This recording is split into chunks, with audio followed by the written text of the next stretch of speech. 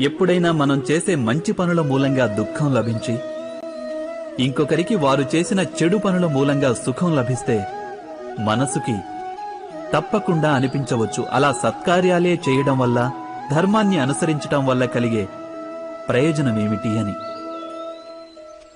కానీ దుష్టాత్ములకు ఏమి లభిస్తుందో ఎప్పుడైనా గమనించారా? దుష్టకార్యాలు తలపెట్టే వారి హృదయం ఎప్పుడూ అల్లకల్లోలంగా, ఎంతో చిరాకుగా ఉంటుంది. ఆ మనసులో అనుక్షణం కొత్త కొత్త సంఘర్షణలు ఉద్భవిస్తుంటాయి.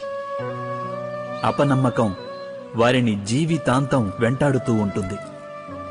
ఇదేనా సుఖమంటే? అయితే ధర్మ మార్గాన నడిచేవారు, సత్కార్యాలు చేసేవారు, సచ్చీలురైన వ్యక్తుల మనసులు సర్వదా ప్రశాంతంగా ఉంటాయి. పరిస్థితులేవి వారి జీవన గమనంలో బాధాకరంగా ఉండవు. సమాజంలో గౌరవ మర్యాదలు, మనసుకి సంతోషం లభిస్తాయి వారికి.